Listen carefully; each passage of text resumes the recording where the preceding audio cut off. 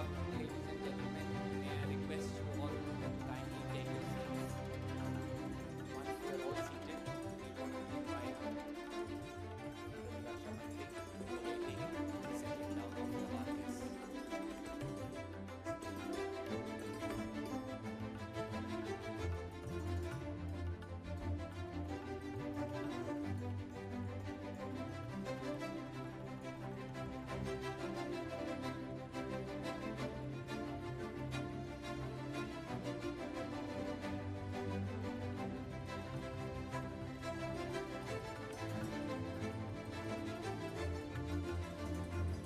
Ladies and gentlemen, may I request you all to kindly take your seats to help our artists find their tables. Once we are settled, we will request the teams of production.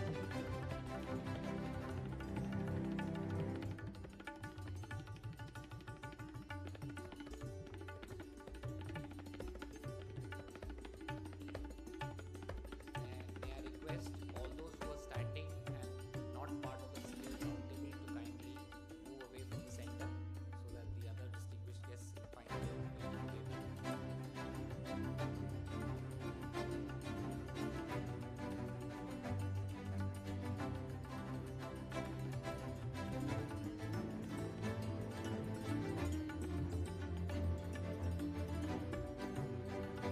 May I request you all to take your seats and for those who are not part of the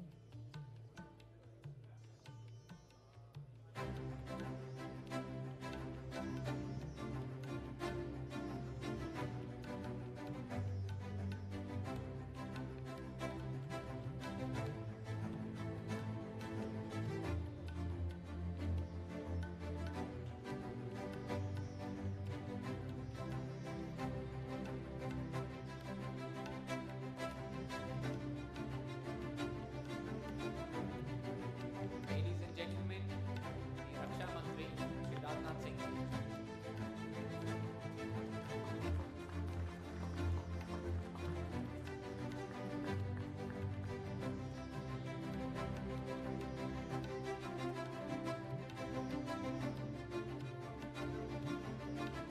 Honorable Raksha Mantri, Rajnath Singh Ji, Honorable Raksha Rajya Mantri, Shri Ajay Bhatt Ji, Chief of Defence Staff, General Anil Chauhan, Chief of Air Staff, Air Chief Marshal Raj Chaudhary, Chief of Army Staff, General Manoj Pandey, Financial Advisor, Defence Services, Shrimati Rashika Chaudhary, Additional Secretary,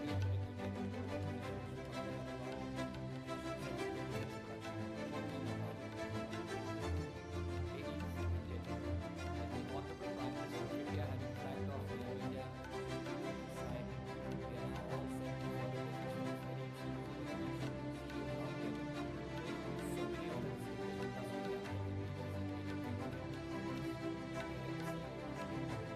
I request the Defence Secretary, Mr. Rahmani, to conduct the Raksha Mantri Shri Rajnath Singh Ji, Honorable Raksha Raj Mantri, General Anil Chauhan, Chief of Defence Staff, and Chief Marshal Raj Chaudhary, General R. Khankumar, General Manoj Pandey, CEOs and industry leaders of defence and aerospace sector, all the dignitaries present here, distinguished delegates, ladies and gentlemen. On behalf of Ministry of Defence, I welcome all of you to the CEO's Roundtable, 14th edition of Aero India 2020.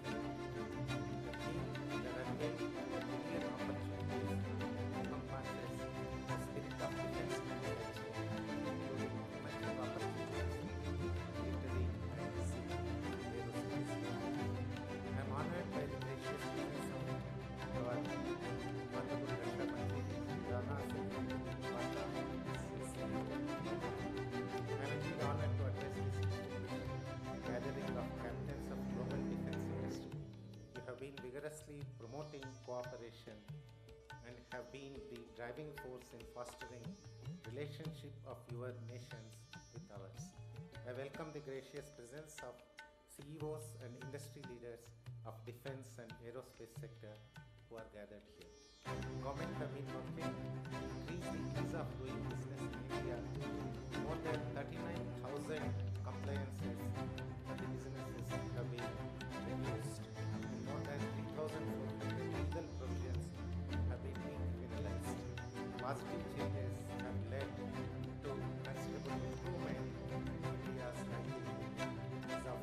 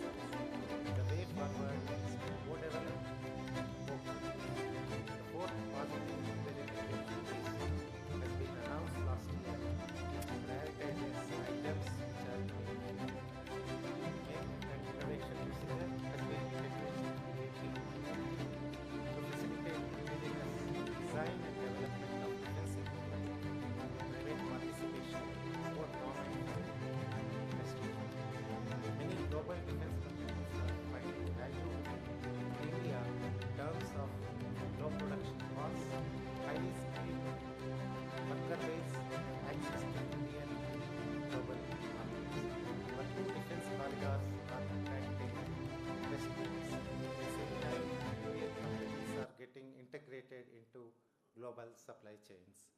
With this backdrop and to leverage this huge opportunity, the CEO's Roundtable shall bring together domestic and global industry leaders of aerospace and defense sector. It will lay the foundation of robust engagement between the industry partners and government with an idea to bolster Make in India and increase ease of doing business in India. The government has identified aerospace and defense sector as focus areas for Atmanirbhar Bharat or Self-Reliant India initiative, with focus on establishment of indigenous manufacturing ecosystem complemented by robust R&D infrastructure.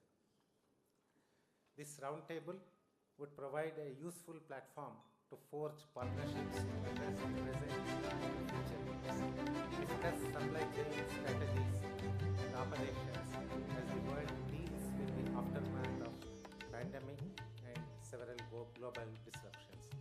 Please feel free to provide your suggestions to the Ministry of Defense here or anytime later. Our doors are always open to new ideas emerging from the industry leaders. Your suggestions are valuable and needed in consideration they need. With great pleasure, I once again welcome everyone here to be part of the CEO's Roundtable and share your valuable ideas and suggestions. Thank you and Jai Hind. Thank you, sir. A gentle reminder, please don't keep your silent mode. It is my privilege to request the Honorable Raksha Mantri, Shri Rajnath Singh Ji, to address this august meeting.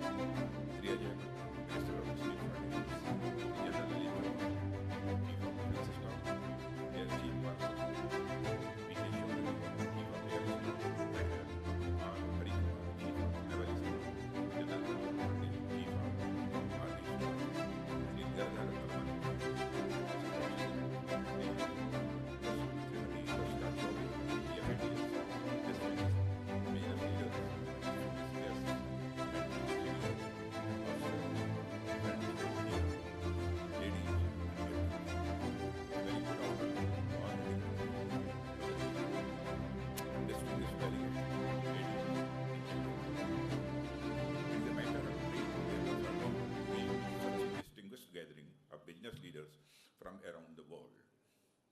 Your presence here today is validation of our business-friendly approach, which has been appreciated by the business fraternity.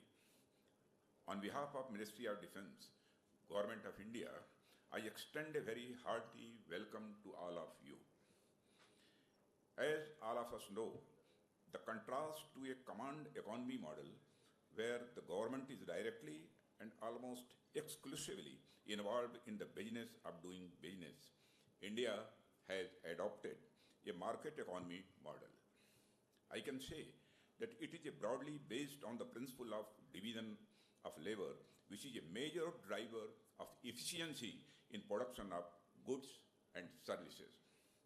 The government, with its democratic legitimacy and the social mandate, is performing the job of policy formulation, facilitation, and regulation. On the other hand, the responsibility from optimum utilization of society's resources at the formal level is being discharged by the private entrepreneurs. The government and the business work as partners in the task of development of the society. Please allow me to go even further. Lawyers and advocates in courts, even when engaged in private practice, are called officers of the court. Similarly, you may not be officers of the government, but I can say that you all are officers of the society. Yes, indeed, the officers of society. As CEOs, you are controlling and deploying a significant proportion of the resources of the society like manpower, capital, technology, etc., and produce things which are valuable for the well-being of the society. Therefore, you act as officers of the society working for economic development. India is the fifth largest economy in the world and marching on towards an exciting future. We hope to become the third largest economy in the next 5 years. The Indian defense manufacturing industry is one of the key drivers of our galloping economy. Due to its strategic significance and the tremendous value generation potential, government has identified it as one of the core sectors that will boost our self-reliant mission. Brothers and sisters, in the last few decades, despite having a diversified defense industrial base, the Indian defense industry could not perform to its full potential due to several reasons, of which the lack of a clear political vision in support of self-reliance is an important one. This led to an overwhelming dependence on imported weaponry. A country of India's size and a global prominence cannot afford to rely on imported arms, for such reliance will inevitably compromise the strategic autonomy of our country. Reliance has been vigorously pursued, but we have not turned our back to the world. Rather, we wish to engage the friendly countries as partners in the domain of defense and security based on the sharing of expertise and capabilities for a better future of the entire humankind. Under the rubric of Make in India and Make for the World initiatives, we are declaring that India means business. It is a party to which all of our friends are invited. Brothers and sisters, our aim is to nurture a vibrant and world-class defense manufacturing industry in the country. To realize this goal, our government has brought far-reaching reform measures in the last few years intended to create a business-friendly climate. These reform measures touch upon almost every aspect of our defense research and development, production, and procurement policies. I am sure most of you would be aware of these reforms, but still, I would like to mention a few. We have simplified the industrial licensing process for facilitating entry of new and dynamic units. We have hiked the FDI cap to allow foreign OEMs to easily set up facilities in India. The government has opened up the government-owned trial and testing facilities for use by the private sector entities. To leverage the benefits of industrial clusters, we have launched 2 defense industrial corridors. Moreover, to promote a culture of research and development and innovation among the startups and small firms, 2 schemes, TDF and IDEX, have been put in place. I can go on and on, but I think the point has been made. Dear friends, more significantly, we have simplified our defense procurement procedures to make them more transparent and easier to comprehend. Unlike the past, when import was the default option, indigenization is the mantra today. This is intended to provide a sort of demand assurance for the domestic units. The recently announced hike in the defense outlay in the Union Budget 2023-24 will further give boost to the demand generation for the defense industrial sector. I am confident that with all these initiatives, the defense and aerospace industry will use these opportunities for expansion, both quantitatively and qualitatively, so that their products can compete with the established gold defense and aerospace companies in the export market. Friends, it gives me immense satisfaction that our efforts have borne a fruit. There is a growing enthusiasm and a greater participation of private players in the defense production over the last few years. However, we cannot afford to rest on our laurels. Much more needs to be done to make India a true defense manufacturing hub for the world. Friends, please allow me to share with you a major concern regarding our drive of self-reliance in defense manufacturing. We need to design, develop, and manufacture cutting-edge defense products using critical technologies here in India and not just remain an assembly workshop. The drive of indigenization needs to be honestly supported by all of us, business leaders included. As industry leaders, it becomes your responsibility to assist the Indian government in this national endeavor. Having said that, I also want to assure you that this government is open to new ideas and is committed to fully harness the energy, entrepreneurial spirit, and capability of our private sector partners in the area of defense production. You can come to me and freely discuss anything that you think merits our attention. We will take all possible steps to ensure that all roadblocks are removed and maximum possible facilitation is provided to your ventures. Friends, when I refer to you all as our partners, I mean it. Our partnership, based on equality and mutual respect, is reflected in the very name of this event, CEO's Round Table. Friends, let me dwell on the significance of this metaphorical round table. The evolution of shape of tables symbolizes the nature of hierarchical power structures in society. A narrow rectangular table signifies a traditional hierarchy flowing down from the head of the table. An oval table signifies some dispersion of power, and finally, at the round table reflecting dialogue among equals. Though physically we do not have a round table here, but nomenclature of this event underscores the idea that we are meeting as equal partners.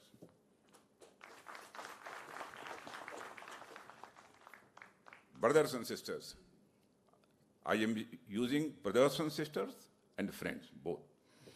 I would like to end my address by congratulating the officials of MOD for organizing this event. I am confident the CEO's Roundtable in Aero India 2023 will sow the seeds of successful new ventures and partnership, boost investment, expand indigenous manufacturing, and bolster aerospace and defense ecosystem in India. Thank you very much. Jai Hind.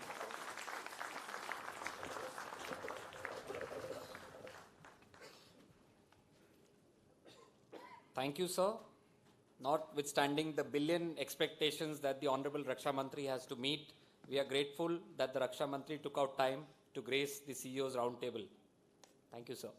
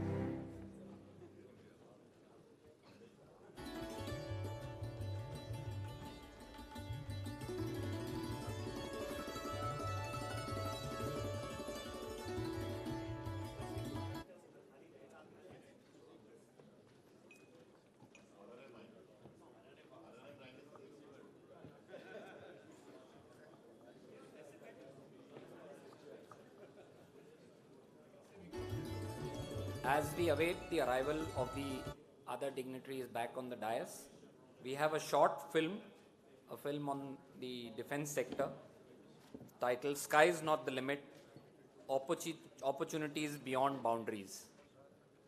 May we have the film, please?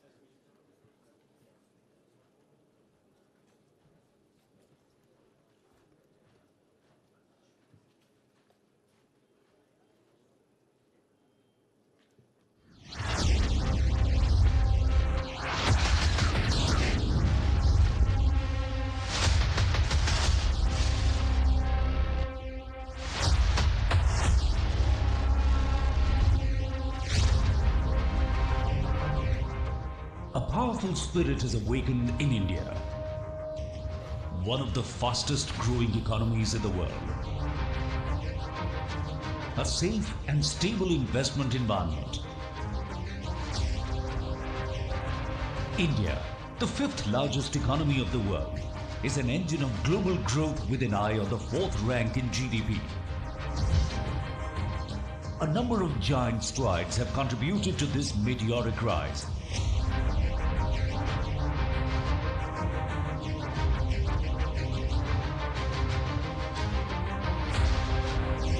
India, the phenomenon commands global respect and attention. An ecosystem of government and private industry collaboration, bold policy initiatives and opportunities to explore global markets.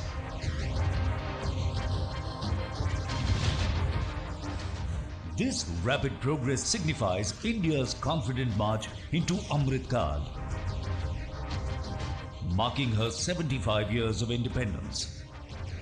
The Honorable PM's vision of Atmanirbhar Bharat has led to the creation of Make in India.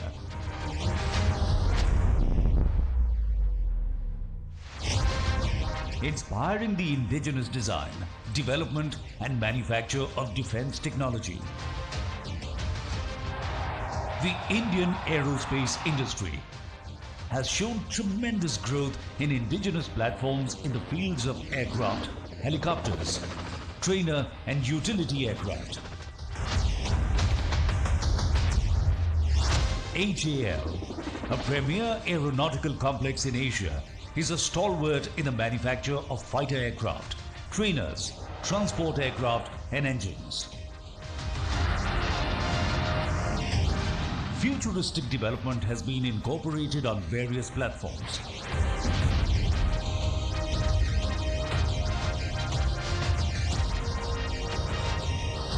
Aircraft upgrades have also witnessed remarkable progress in aircraft upgradation expertise. The UAV programs, both fixed wing and rotary UAVs, are also underway. This staggering progress has been possible through the cohesive participation of our new defense startups, entrepreneurs and designers, government institutions and private industry.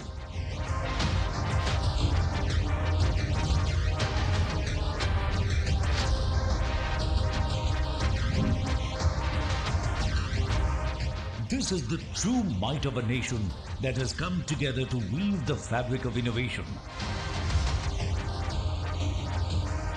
This defines the true meaning of Amrit Kaal. This exciting backdrop, focus enabling ecosystem and abundant opportunities for global supply chain and manufacturing hub is the perfect occasion for a CEO's roundtable on 13th February at Aero India 2023. It's a platform that promises to bring together global industry leaders in the aerospace and defense sectors. This platform would help leaders forge partnerships, address present and future needs, and engage both industry and government to co-develop in making India a commercial manufacturing hub for global markets.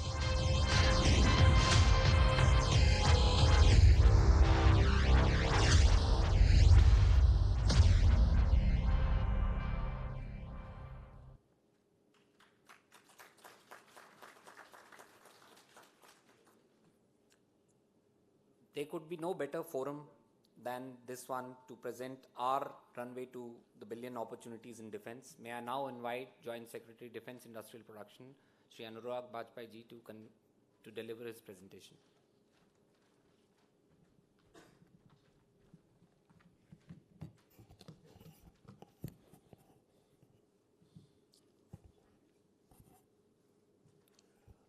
Very good afternoon, dignitaries of the dais and delegates from various countries who have come for such a long way to make this CEO's Roundtable a successful event, as already mentioned by Honorable Raksha Mantri and the Defense Secretary in their remarks. May I request?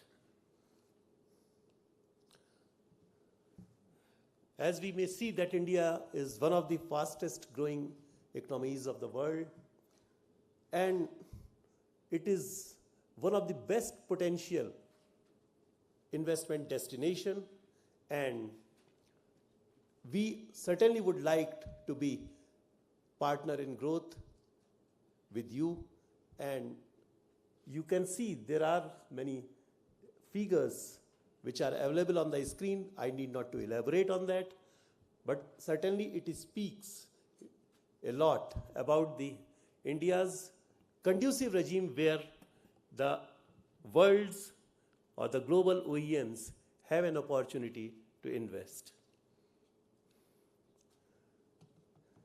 Doing business in India, it is a very, very conducive regime which we have with us. If we see taxation reforms, there are liberal taxation policies. Corporate taxes have been reduced. Then custom bonded warehouses are available. Remissions of duties. To facilitate the investment, we have institutionalized mechanism in form of project development cells. Then the compliance reductions. More than 39,000 compliance reductions are there. So this is a conducive regime which is available in the country. Certainly, it may attract our CEOs who have attended this CEOs Roundtable. There are opportunities available in the country. The Self-Reliance Index, if we see from 1992 to 2017, it increased by 17%. But in the last 8 years, if we see, there is tremendous increase in self-reliance, that is by 35% in the last 8 years. And the focus is on indigenization, innovation, and domestic procurement to give a visibility to the industry. So there is increase in budget for capital procurement. So the industry can have that confidence that yes, the items which they manufacture, they are going to manufacture, there is likelihood of procuring as well. So that visibility is also being given to the industry, be it Indian OEM or foreign OEM or any MSME. So that kind of increase is there. If we see the defense sector as such, there are rationalization of defense product list. Licensing policy has been simplified, and the licenses validity is now 15 years. One of the most important points which I would like to highlight here, that there is a focus on military modernization. Once that is there, then again, the industry has that kind of visibility. There are plans of our military, what they are going to procure in future, and then there is a potential, there is a opportunity for co-development, co-production, or partnership, or JVs. There are a lot of opportunities available for the industry. Then FDI policy. If we see FDI policy, it has been liberalized in 2020. 74% FDI is possible under automatic route, and 100% is also possible with the approval of government. Yes, there is one condition, that it should lead to access to the modern technology. So up to 100% FDI is possible in the country. We, as you may be aware, that we have a very good setup of our defense public sector undertakings who are manufacturing all kind of defense platforms. And if you see their growth, in the last 5-6 years, their growth is by 11%. That speaks a lot. We are manufacturing all kind of weapons, be it in the land systems or air platforms or naval platforms or missiles. We have that capability. Yes, there are opportunities for the global OEMs. They can collaborate and we can develop more critical technologies or niche technologies in the defense sector. There are some visuals of the air platforms you have already seen in the film which was played earlier. We have that capabilities and we are manufacturing now within the country. There is thrust on private sector participation in the last many years. If you see the figures, there are 599 defense licenses have been issued and more than 365 industries are now in manufacturing mode. There is a good ecosystem of MSMEs. If we see the last data, that is more than 14,000 MSMEs are available in the country and which provides a base or support system to all our manufacturing industry or OEMs. So that supply chain is available and the value of production, if we see, that was for the year 2021-22, it was more than 2.43 billion US dollars and it is increasing year by year.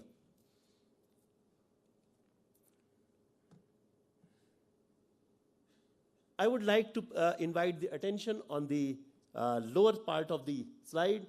That is, there are joint ventures which are already existing. That is Tata Boeing, Tata Lockheed Martin, Dynametics, and then there are with Airbus, Boeing. There are manufacturing.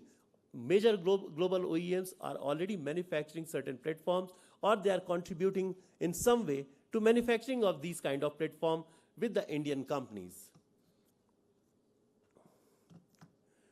We have a very good startup ecosystem in form of IDEX. That means that innovation for defense excellence. And the entire focus is on defense innovations. We project the challenges for these startups and many niche technologies have been developed. So far, about 200 startups have been engaged for the development of new product, new prototypes, which will lead to development of our defense manufacturing ecosystem. So there is an opportunity again for the global OEMs or the OEMs within the country that yes, they can partner with those startups and it will lead to development of a proper platform or a good platform with a critical technology. This shows that what is the focus of the country on defense R&D.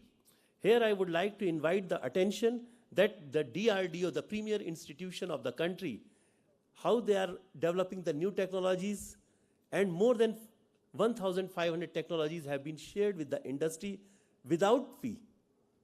That is an important area which our industries may look at. Moreover, last year, 25% of the R&D budget has been earmarked for the industry-led R&D. And in the current year, this budget has also been increased by 7.2%.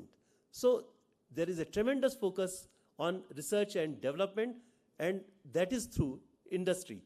So that is an important area for our OEMs to consider. Defense industrial corridors have been established. I would like to inform our CEOs present here that these two corridors, they are connected with expressways, national highways. That is number one. Number two, these two states have a very good setup of MSMEs available in these areas. So, and the two state governments have also brought out the aerospace and defense policies which provide various liberal, taxation policies and land acquisition policies. Those are the things available for the industry to look at. So far, more than 160 MOUs have been signed for these two corridors with the industry, including the foreign OEMs. So there is already the CEOs or the global OEMs have started, making investment in these two corridors, taking advantage of what is available in the aerospace and defense policy or the conducive regime in the country. The focus areas, if we see this, India would like to manufacture aero engines within the country, and there is huge demand. I believe there is a demand of more than 4,000 engines, aero engines in the country at present. So that is one area which our OEMs may like to look at. Then maintenance, repair, and overhaul. Here again, if we see that the taxation and how the MRO services have been liberalized, that is also an important area which our industry would like to consider. Then there has been convergence established between the civil and military MRO. The OEMs also have the opportunity to have joint ventures for co-development and co-production. By whatever way, they may have joint ventures with MSMEs, or they may get connected with the startup ecosystem. So all the things are available. Even our industry also have that opportunity or that consideration that they can go in other countries and establish themselves and can have a joint venture kind of things.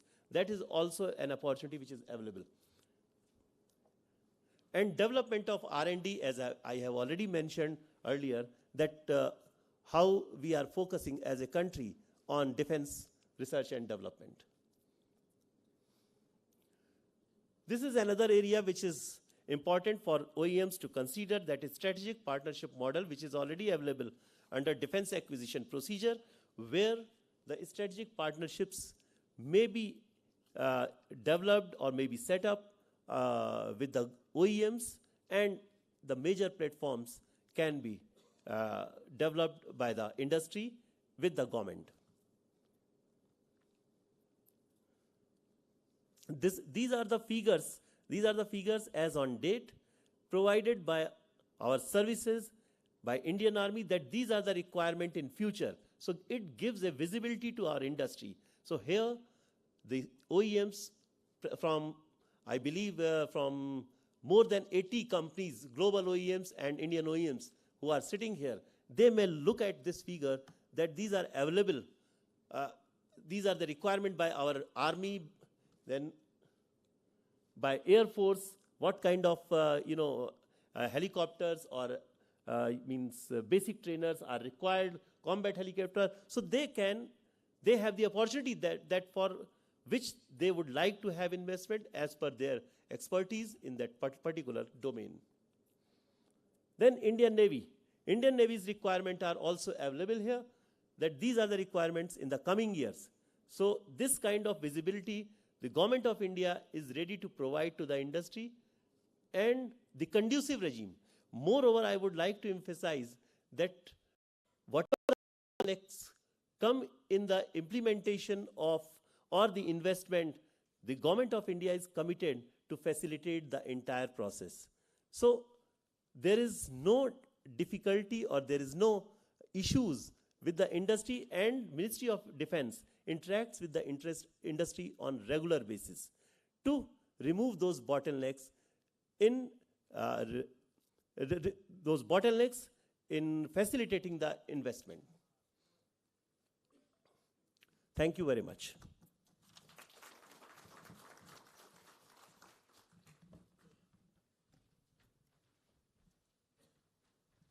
Thank you, sir. The House is now open for an interactive session between the CEOs.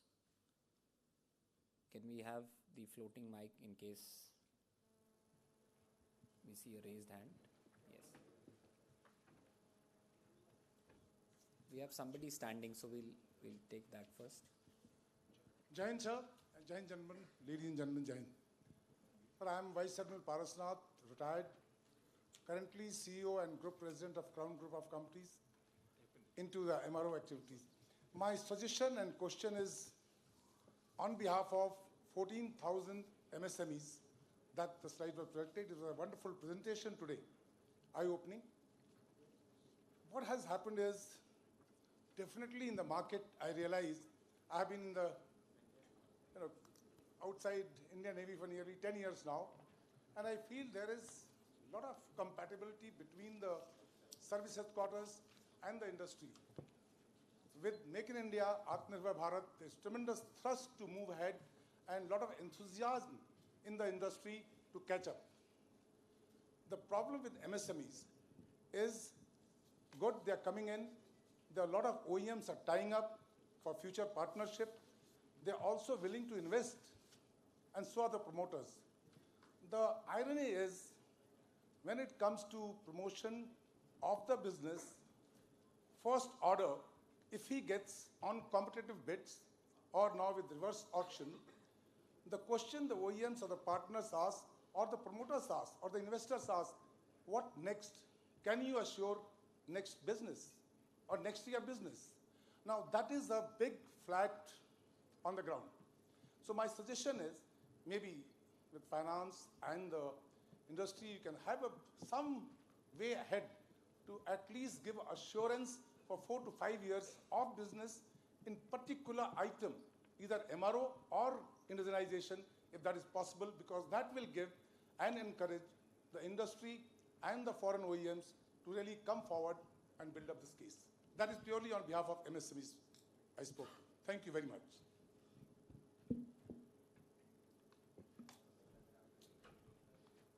I would invite Lieutenant General Margani Idris to kindly share his comments. بسم الله الرحمن الرحيم. الحضور الكريم، يطيب لي في البدء نتقدم بكامل التقدير والعرفان لوزارة الدفاع جمهورية الهند الصديقة لدعوتهم لنا الحضور هذا المحفل الهام الذي يمثل إحدى دعائم التطوير والتكامل الدفاعي لتحقيق السلام العالمي، متمنيا أن تكلل هذه الجهود بالنجاح والخروج بما يسهم في تعزيز التعاون المشترك فيما بيننا للارتقاء إلى آفاق أرحب في تطوير قطاع الطيران والفضاء بدولنا. سادتي الأماجد، ظلت منظومة الصناعات الدفاعية السودان تقدم الإسناد الدفاعي الفاعل لمحيطها الإقليمي عبر عدد من المنظومات الدفاعية عالية التقنية التي بنيت وفق الأسس والمعايير العالمية بأحدث الأنظمة والتكنولوجيا والمعدات المتطورة والمبتكرة في قطاع الطيران والفضاء، فأصبحت بذلك من أكبر مؤسسات الإنتاج الدفاعي بأفريقيا ومحيطها الإقليمي ووفق التصنيف العالمي، وحققت نجاحا ملحوظا في ذلك عبر إمكانياتها المادية والبشرية وقدراتها الموثوقة للعديد من الدول لتصبح شريكا استراتيجيا وحليفا مخلصا نتكامل معهم لحفظ أمن واستقرار المنطقة. ستظل منظومة الصناعات الدفاعية بالسودان مصدر فخر وإعزاز لكم جميعا، وهي تتكامل معكم لحفظ الأمن والاستقرار الدولي وتحقيق السلام العالمي، وستكون سدا منيعا لمواجهة كل المهددات التي من شأنها زعزعة أمن واستقرار المجتمع الدولي باستدامة جاهزيتها الدفاعية والأمنية والسعي لتطوير مقدراتها وخبراتها برؤى حصيفة وآليات فاعلة لتحقيق الحماية الكاملة والاستقرار لكل الشعوب. نؤكد لكم أننا سنعمل معكم بكل عزم وتفاني لتحقيق أهداف أوطاننا المرجوة بكل صدق وإخلاص. نتمنى صادقين أن يكون هذا المعرض هو ميثاق وفاء وولاء لاستمرار العطاء وتكثيف الجهود لتتكامل الأدوار بيننا، ونؤكد لكم سعادتنا وفخرنا بكم. سنكون دائما معكم مثالا للتعاون المثمر بتضافر الجهود وإخلاص النوايا لتحقيق طموحات مؤسساتنا وتأكيد لأواصر التكامل بيننا. جعلكم الله مفخرة للعالم وسباقين دائما للتعاون مع الجميع. نتمنى لكم دوام التقدم والرفاه ووافر الأمن والسلام، سائلين المولى عز وجل أن ينعم عليكم دوام الأمن والاستقرار. والسلام عليكم ورحمة الله. Thank you, sir. Now I invite Sri Turki S. Alotman, UAE, to kindly share his views.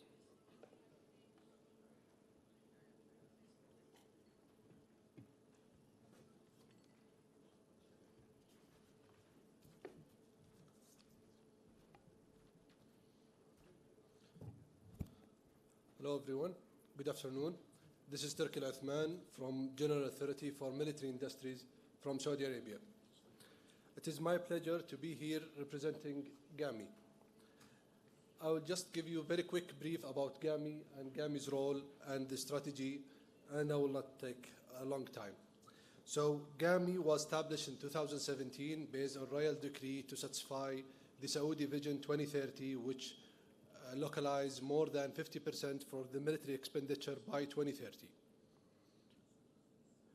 GAMI's strategy stands on three main pillars: military acquisition, which is support the military acquisition for the 6 main end users, cover MOD, Ministry of National Guard, etc.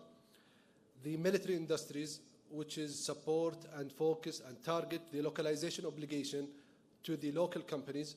And when I say the local companies, I mean any company exists in the kingdom. Either it's owned by the government or owned by the private sector, or it's opened by foreign company and foreign investment. As long as it's present in the Saudi, so it's considered a local company for us. Also the research and technologies.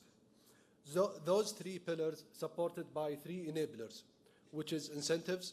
We develop incentives programs to support the local industries. We support the rules and regulation to support those companies, and the human capital, of course. GAMI has defined 11 target objectives must be localized by 2030, led by the electronic defense, the guided missiles, the unmanned systems covering all the platform, the cyber domains, and of course the MRO across all the domains, the land, navy, air domain, and the UAVs. Also, as part of supporting the investors, we are in process of developing investment opportunity card, which is very small business case for the investors. It will be published through investonsaudi.com. It includes 2 slides about financial figures, about the demand, and about key elements that we think it's very important to the investors, and any opportunity that GAMI see it a critical opportunity, it will be published through Invest on Saudi and GAMI platform for open for the investors, local and international investors. At the end, I'm very pleased for the invitation. We are very happy to support the roundtable CEOs. We are happy to attend Aero India, and it's a pleasure to work with our allies, and looking forward to work with the Indian government and the Indian leaders industries. Thank you so much.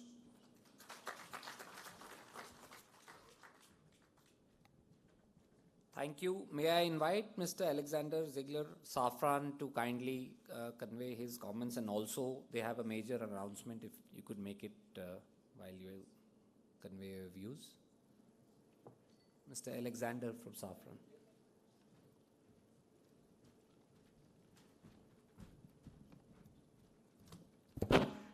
Sorry. Well, first of all, let me congratulate all the high-ranking officials here for organizing this CEO roundtable, and for the amazing air display we had this morning. I think it was really, really impressive to see all these Make in India aircrafts flying.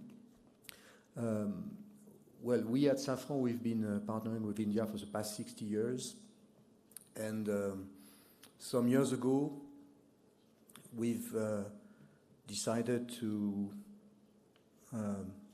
put our partnership and increase our partnership to new level. And we've made a strategic bet, which is not a bet actually, on India. So we've been investing over the past few years quite extensively with new facilities all across the country, especially with our new industrial hub in Hyderabad. The number of employees will quadruple in the next 3 years here in India. And our motto, our strategic vision is that you have to help developing a real aeronautic ecosystem in India, playing on two legs, the civil leg for the volume, for the industrial capabilities, and the military one, which will come from the capabilities you have been developing on civil and commercial activities. That's what we are doing on Aero, or engine Aero. We are investing on what will be our largest MRO shop in the world in Hyderabad, operational end of next year, with a capacity of 300 engines per year, with more than 1,000 people, employees working there. It's a $150 million investment. And from the civil MRO, we will derive to military engine MRO in the same facilities, but also across the same SMEs ecosystem, because we will obviously manufacture more and more parts in India. We are also developing our partnership with major industrial actors in the industry, in the defense industry. We've been partnering with HAL, for instance, for the past 60 years on helicopter engines. We are working on new projects with HAL, but I would say even more interestingly, we want to make partners like HAL to have them entering the civil engine family and entering into the, I would say, our LEAP engine family by manufacturing at HAL some critical parts for our civilian engines that would slowly evolve to critical parts to military engines. And when I say slowly, it can be quite quickly, actually. Last but not least, we have entered over the past few years into a large TOT strategy towards India. And I'm proud to announce that in the framework of the NSEM developed by the DRDO, we have decided that we would be manufacturing our most selling turbojet engines, TR40, here in India, with a full capacity of production, but also with a transfer of technology that will be made according, of course, to the volume that will be further ordered by DRDO. And I'm just using this example, but it's definitely a broader strategy that we've set up for India, because we believe in this country. Once again, we've been working in this country for the past 6 decades, and we believe that there is emerging here in India not only a major production hub, but actually a major actor in the defense and aerospace industry, and we want to be part of this adventure. Thank you very much.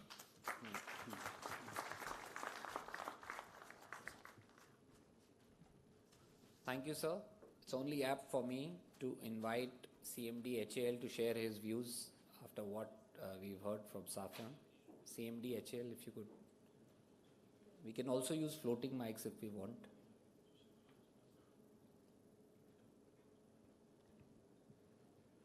Good afternoon. we are really excited with the opportunities which we have been engaging with Safran in the past and the new opportunities which are emerging. And we hope that in the days to come, we will be able to have a very rewarding partnerships with not only with Safran, with the likes of other foreign OEMs as well as the Indian industry, where we have opened up for many programs of HAL, and we will be more interested and encouraged to participate with the Indian industry to see that the indigenization and Atmanirbhar vision of our Honorable Prime Minister takes in its right sense, and we will develop a real ecosystem within the country to see that the ecosystem is successful, and we will come up with many more products of Indian origin, and will really become a global manufacturing hub where we will really look for opportunities in the global aerospace market where we can enhance our exports. I think we are on the right path, and we will be able to achieve that in the days to come. Thank you. Thank you, sir. That's very encouraging to hear that we are on the right path and many miles to go. We now invite Mr. Anglib Shadman from Hensoldt to kindly share his views and also make the major announcement that they intend to. So we could use the floating mics if.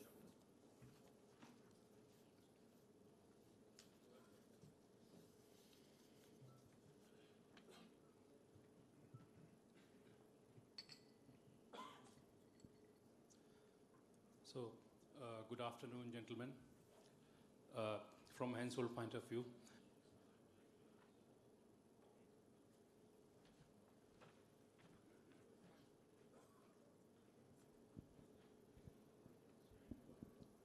I think that model doesn't work well, sir, so we'll invite you here and we'll keep this as the format, please. Or shall I try once again? Yes. Okay.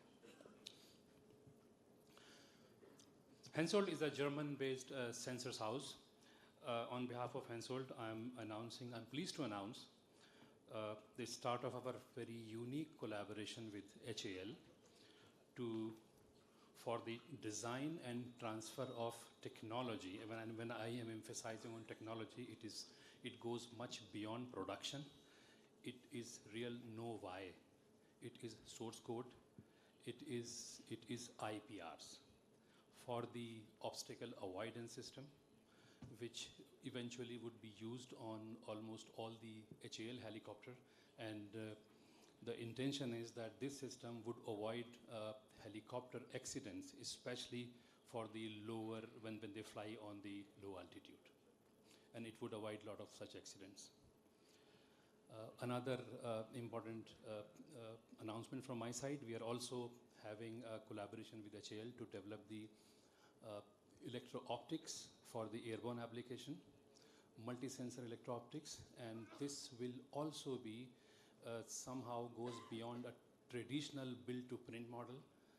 We will be joining forces. We will be developing a product which will have then IPRs from India. The product will be a truly co-developed product for the world market.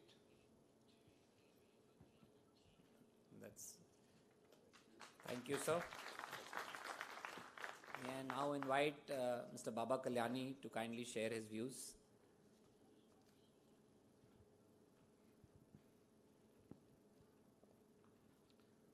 Thank you very much, all the honored guests on the dais. We heard earlier in the afternoon the Honorable Raksha Mantri talk about the opportunities that are available in the defense sector, and the theme of runway to $1 billion opportunities. I think this very aptly conveys the scenario that is prevailing in the defense sector in India. I've been attending many of these events for the last, I would say, 12, 14 years right now. And the change that I'm seeing in the last 4 years is a massive change where 4 years ago, the services in India, whether it's Army, Navy, Air Force, was talking to all the foreign OEMs here who used to come to attend these functions of what they can buy, what technology they can get. Today I see more foreigners coming to Indian companies and asking what we can give. And this is a dramatic change that has happened in India, thanks to the visionary leadership of our Honorable Prime Minister. All the hard work that our services are doing, the MOD is doing, the DRDO is doing. I mean, all this is payday for Indian industry. I'd just like to make two comments. They're not announcements, but maybe my friend Vivek Lal here will make the announcements. But we have joined hands with General Atomics to produce subsystems for their high-altitude UAV systems, the HAIL systems. He'll talk more about it. And we hope that this will happen very soon. We also have another joint venture with my friend General Hariman from Rafael, from Israel. We have a factory that we have set up in Hyderabad almost 6 years ago to make air defense missile systems. And there we today have agreed to take this relationship to the next level, where a lot of IPR related technology will come into this plant in Hyderabad for products such as Spike missiles, the Spice bombs, etc., which we will make there. Two other, not announcements, but in a piece of information. I have to acknowledge here all the help Indian industry is getting from the MOD, from the services, from DRDO, for export of our products. It is a tremendous run that we are getting for exports. My own company has received just in the last 4 months $250 million worth of export orders. And General Chauhan, the CDS asked me a little while ago, are you going to make sure that you're going to deliver? These are artillery guns, by the way. Are you going to deliver them on schedule? I said, not only on schedule, we'll deliver it ahead of schedule. That's the kind of help we are getting from everybody. And we are very grateful. I think MOD has energized all the DAs across the world where these DAs are operating in our embassies. And they are doing excellent work in connecting us to the market. So thank you very much. Much appreciated. Thank you, sir. Those are really encouraging inputs that you have given to this forum. And you've also sort of guided me to invite Dr. Vivek Lal from General Atomics to kindly share his views. Thank you very much. Thank you to everyone on the dais, senior officials and the organizers.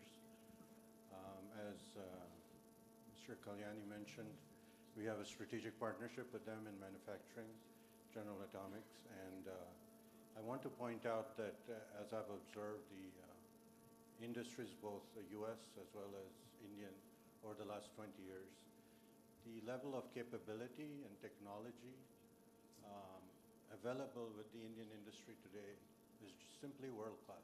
And I think he's a very humble man, but the type of facilities he has created, not only in India but abroad, compares to any of the foreign OEMs that are sitting here today. And so that gives us a lot of encouragement, and that's why you see this room packed with foreign OEMs willing to work with not just large industry, but even startups. Some of the technologies developed by the startup industry here are again world-class. And we look forward to the collaboration, and we look forward to doing more with India. Thank you. Thank you, sir. I now invite Mr. Salil Gupte from Boeing to kindly make the announcement and share his views.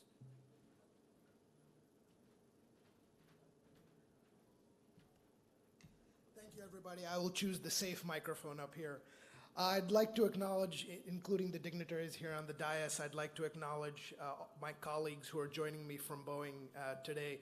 Ms. Heidi Grant, who many of you know, the President of Business Development for Boeing's defense business, Mr. Vince Logden, and our head of international sales for defense, Mr. Turbo Sjogren, who is our head of government services, basically defense sustainment globally, and my civil aviation colleagues, Mr. John Bruns for our global strategic initiatives, and the newest member of our India family, Mr. Ryan Weir, who will be moving to India to lead our civil aviation sales.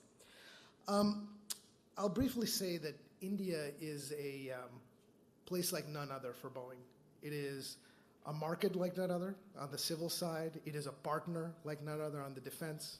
And it is a capability like none other for the engineering and the manufacturing that so many of the people in this room partner with us on. We have over 300 partners here in India, exporting over $1 billion per year every year, thanks to all of you in this room. But I want to focus on one point that has been made a couple of times today about exports and Make in India, not just for India, but for the world. It's not just about manufacturing. It's also about sustainment. It's also about services.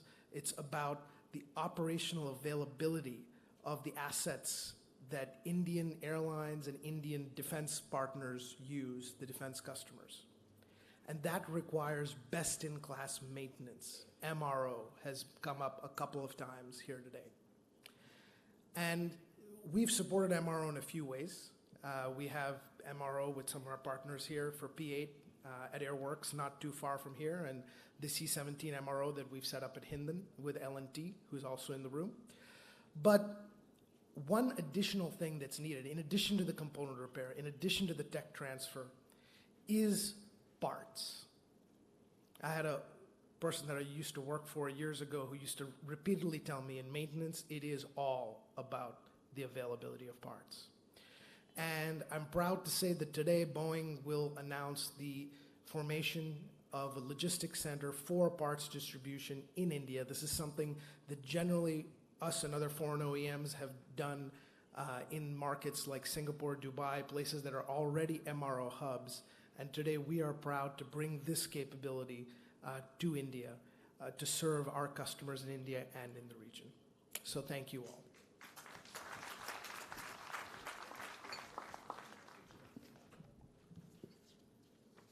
And I now invite Mr. Ravi Nigulkar from BAE Systems to make their major announcement.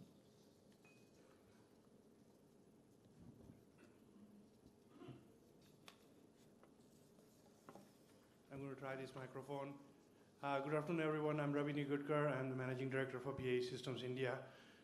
BAE Systems India has been in India for the last more than 7 decades. We've been working on a variety of programs, primarily in the aircraft, working with HAL. We have one of the longest lasting joint venture with HAL. And we also, on M777 program, we joined hands with Mahindra to do the assembly, integration, and test in India. And just last year, November, we finally delivered our commitment to the Indian Army of 145 guns. So we've been very much in support of Atmanirbhar Bharat and Make in India, and right now we're working with about 85 MSMEs, and we want to continue to do that. And we have a couple of announcements, but I think I will wait till we announce them at Bandhan, because we've got a couple of MOUs that we want to sign with some of the MSMEs in this area. But we do look forward to working with all the different industry in India and meet the goals that have been set by the Honorable Prime Minister. Thank you very much. Thank you, sir. I now invite Ms. Ashmita Sethi from Pratt & Whitney to kindly share her views and make their major announcement.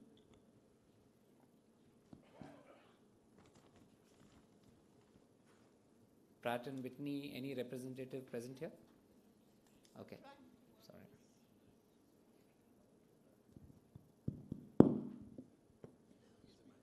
Sorry, I'm using this mic here. This is Ashmita Sethi.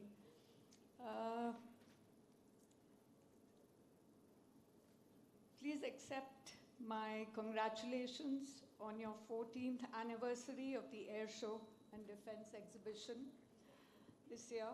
And on behalf of Pratt & Whitney, I wish you continued success for many more years to come.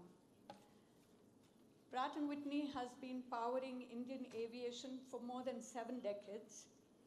Our 1,500 commercial and military engines power many of the airlines in India and power Indian Air Force's flagship platforms, bolstering its modernization, mission capabilities, and mission readiness.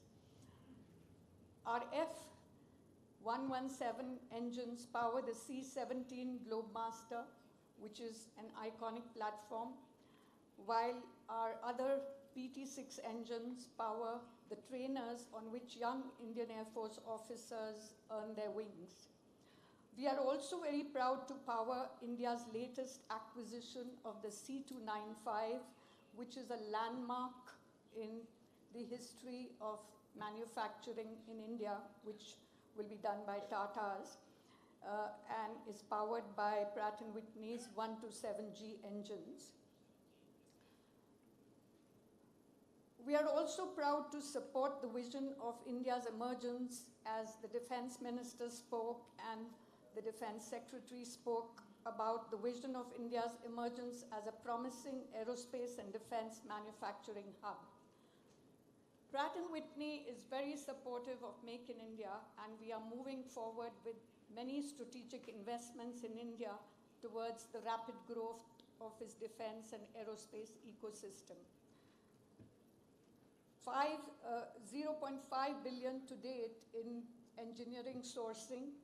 We plan to expand our supply chain sourcing and industrial activities substantially in the near term and the long term. We also recognize the value of the talent that India has, and I would like to re-announce, just last month, we announced the ribbon cutting, and we did the ribbon cutting and announced our engineering center right here in Bangalore, which is rapidly growing to grow to 500 strong within the next 3 to 4 years. Powered by our engines, we are also proud to keep your iconic platforms, as I said, like the C-17s, mission ready through our local in-country team. We are keenly supporting the medium transport aircraft and tanker requirements. We have strong engines for those, and we are gearing up to provide the best support to the C-295 engines right here in India. Thank you. Thank you, ma'am. Receiving the inputs from you all is, we can feel the energy that's present in the CEO's roundtable. May I now invite Mr. Dean Rosenfield from Saab to kindly make the major announcement. Please do share your views. I think you had some... Well, happy to share my views. Unfortunately, we don't have any major announcements. But I would like to, on behalf of the company, applaud the Government of India and the Department of Defence and the various departments in the drive to localisation and making sure that India's future is driven through self-reliance. One of the successes of our company internationally has been through technology transfer and also knowledge transfer around the globe. And we need more partners. And we see India as a broadening and developing market where we can actually, through partnerships, develop new technologies and broaden our supply base. And we very much look forward to continuing that partnership as we have over the last 50 years. Thank you. Thank you, sir. May I now invite Mr. Bose Levy, Israel Aerospace Industries, to share his views.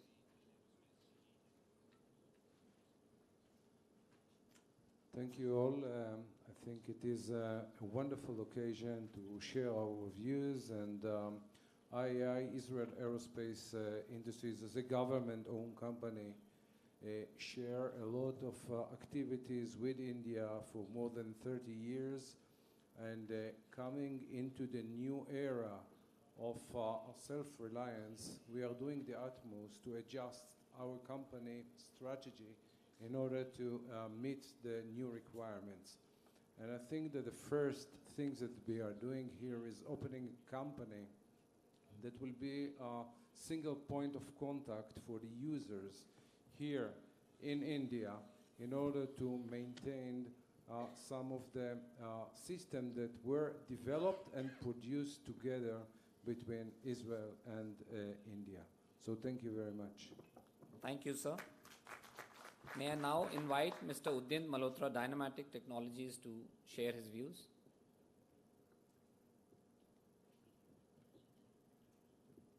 May I invite Mr. Jayant Patil from L&T Defence to share his views.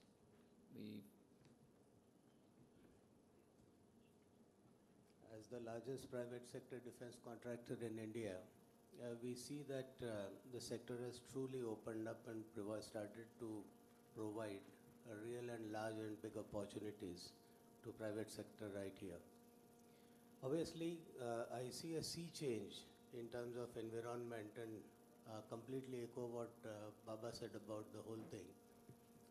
While that has been going on, all of us have grown to actually ask for a little more. And that's precisely what I'm going to be doing, because what we call as Ye Dil Mange More, we want more and more reforms. We want more and more things to happen. We want acquisition to get really high speed. We know our speeds can be improved. I'm not criticizing that they are slow, but can further be improved. We all know the kind of initiatives which have been talked about. A lot of those initiatives, we really want them to be on high-speed track. Just to talk a few, the defense production and export promotion policy, we still await it. I think it's an amazing document in terms of where we want to take our reforms to. And we would be extremely happy as an entire industry here to start seeing some of this actually happen. Three very significant part of this policy, and I'll just touch upon that, the QA reforms. Manufacturing cannot be stopped. Worldwide, it is not stopped during the manufacturing processes. Our processes, obviously, as a result, need to get to a global scale, which does not stop manufacturing at every stage of production. Second major reform which was included in the DPEPB is export through G2G routes, as all major mature economies actually do. And this is something which we all look forward to. There's a lot which has happened, which is a lot in pipeline, but we want to see this physically created.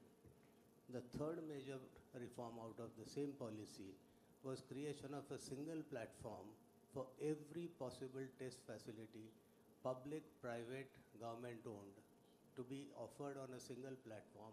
So the one who needs pays for it, utilizes it. This initiative had started. Obviously, much more needs to be done. On similar part of the same policy document was on the R&D funding, which we have seen become real, but we would like to obviously see far more of progress on concrete programs in terms of in terms of the co-funded kind of opportunities. Today, the co-funding and joint development within India is still something to happen, and that's something which one would like to see in the near term. I'm sure with the kind of support this government and our armed forces have provided, the wish list that I mentioned is in the working. We only want it to get accelerated. Thank you so much. Thank you, sir. Rightly brought out by you. Change is the only constant. May I now invite Mr. Pascal Suisse, CEO Thales, to share his views.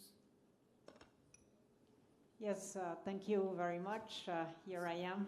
Okay, sorry, ma'am. Yes.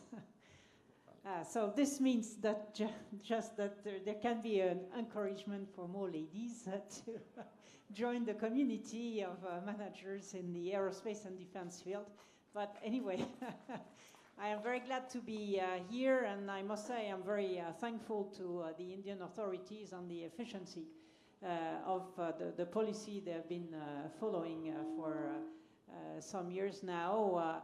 Thales will be happy to celebrate our 70th anniversary of presence in India. It started in 1953 when we supported the creation of Bharat Electronics Limited in the field of electronics, and since then we've been cooperating with a number of companies.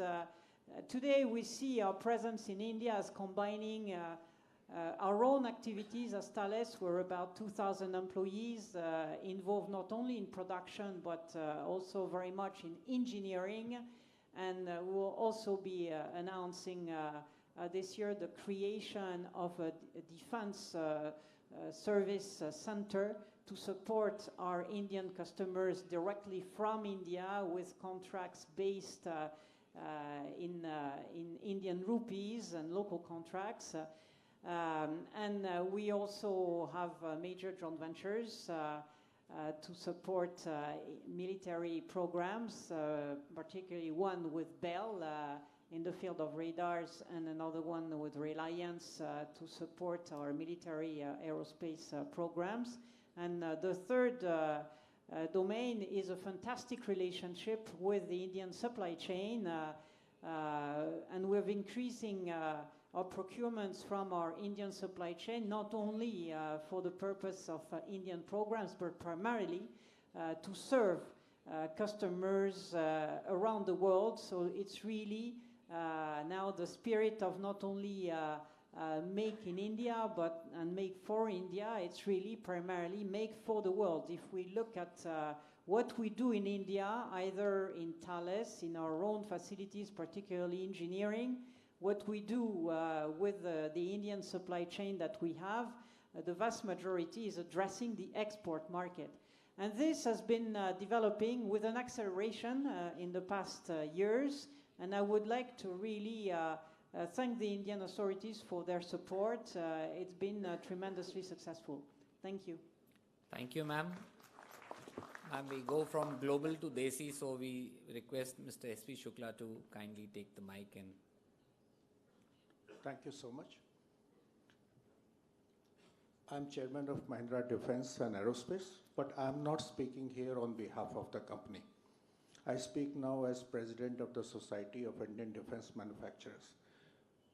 There are three separate points I would like to make. First, of course, is acknowledge what positive steps have been taken by government in last 4-5 years. They have been summarized before. Simply put, simplification,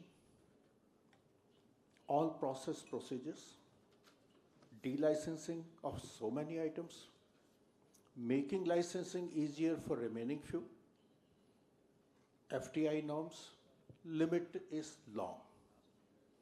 So while we in the industry will always have something more on the wish list, as rightly pointed out my colleagues, we acknowledge and say thank you. But my second point, and this is a round table, so this is not for the government. This is a round table. So I would like to say on behalf of Indian industry and Society of Indian Defence Manufacturers that our friends here from global OEMs, and there are many here and many have spoken, Indian industry is looking forward to work with the foreign OEMs. We look forward to work closely with you. India is one country where rule of law prevails. Your IPR is safe. Your trademarks are safe. We have among the largest technical manpower pools in the world. It is, relatively speaking, less expensive than elsewhere. You have the technology where we are yet to catch up, but we provide the scale and the cost efficiency. Together, I urge my friends from global OEMs, starting from Pascal and Ravi, we have had wonderful tie-ups in Mahindra with several companies, global OEMs. I'm not naming because it has been said before. Please join us in our Make in India journey. We are here to work with you all of us are here to work with you. You will find us a good, reliable partner, industry as a whole. Thank you. Thank you, sir. May I invite Mr. Safia Sachi, Raytheon Technologies, to make their announcement, please.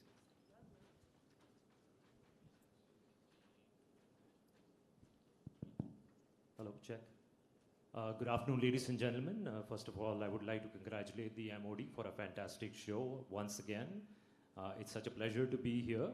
I'm part of Collins Aerospace, which is part of the Raytheon Technologies Group, the largest aerospace and defense company in the world. We have 5,000 employees of Collins Aerospace in India.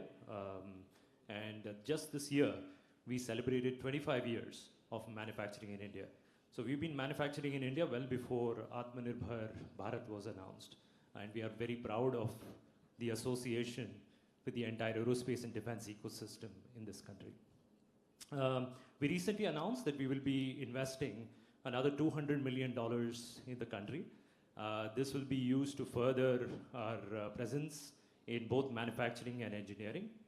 We have, just now further sort of expanded our factory presence. We have taken up a 30-acre land parcel in KIADP right here in Bangalore, and we were also expanding our engineering presence, further increasing our commitment to country and to Atmanirbhar Bharat.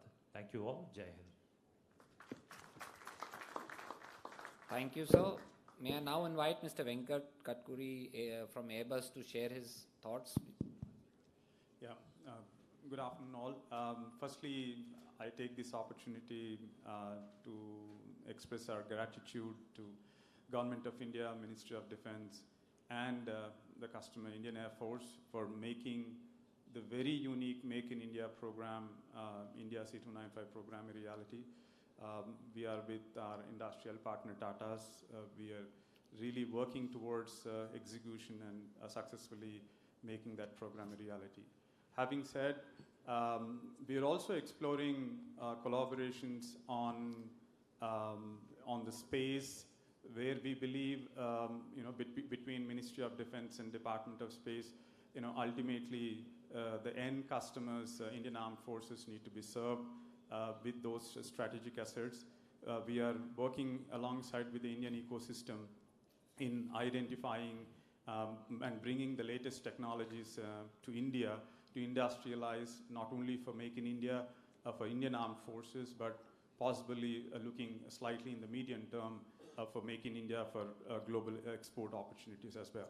So that's the spirit that we have. We have a long-standing collaboration with all the industry bodies, the Indian industries here, including DRDO, ISRO, MOD, and the Indian Armed Forces, and we are really looking forward to further it in the coming years as well. Thank you. Thank you. We would close this session, though we are not ahead of time, but we are a little over time. We've got another networking event in the evening. So may I now invite Shri T. Natarajan, the Additional Secretary Defense Production, to convey the vote of thanks.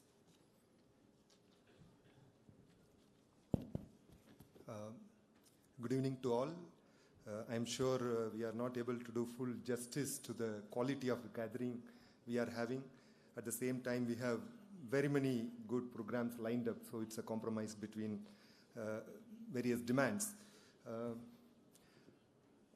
Shri Dr. Samir Kamath, Secretary, DRDO, Srimati Rasika Dubeji, Financial Advisor, Defense Services, my senior colleague, Shri Pankaj Agarwal, Additional Secretary and DG Acquisition, my colleagues from the department, CEOs, industry leaders, and leaders from various walks of life who are present here in this August gathering. I take this opportunity and privilege to propose a vote of thanks and acknowledge the contribution of those who worked hard to make this event a success. The 14th event of Aero India, the runway to a billion opportunities, provides a great platform for interaction. The roundtable has provided a great opportunity to the CEOs in the aerospace and defense sector to forge partnerships and address present and future global needs. I am very much thankful to the Honorable Raksha Mantri ji for sparing his valuable time in this CEO Roundtable event and shared his vision with all of us. I also thank the RRM, Defense Secretary, CDS and service chiefs who were present, sparing their valuable time. I just, along with vote of thanks, we also, this interaction has provided huge incentive and a lot of valuable feedback to us. So some of the few takeaways for us, we will continue to work with you in various ways and means, but the strong presence of CEOs and industry leaders from India and across the globe has certainly given more impetus to the Indian defense sector and its future. The policy reforms have happened as illustrated in presentation and Honorable RM's speech, but yes, more needs to be done and some specific areas were also brought out. So we will be working on that. I can assure you that. Integration of SMEs into the defense manufacturing ecosystem is another point that has come out, and they have specific needs also that needs to be taken care of. Finally, we are encouraged by the strong partnership that we witnessed today in terms of various announcements and comments between the global and Indian companies, be it in the area of investment, be it technology, or in any other manner. We are strongly encouraged by this, and we want more of this would be coming in the future. Coming back to my vote of thanks, I express my appreciation to the government of Karnataka, including the police and security agencies, industry partners and associations, friends from media for covering this entire event, Team Hindustan Aeronautics and BEL, Invest India team, and my colleagues from MOD and state government who have been dedicated and helpful in organizing this event. I also won't spare this opportunity to thank all those who contributed directly and indirectly to make this event a success. On behalf of Ministry of Defense, I once again thank all our guests and participants for attending the CEO Roundtable Conference during this 14th Aero India. Thank you all for coming here and making it a success. Thank you.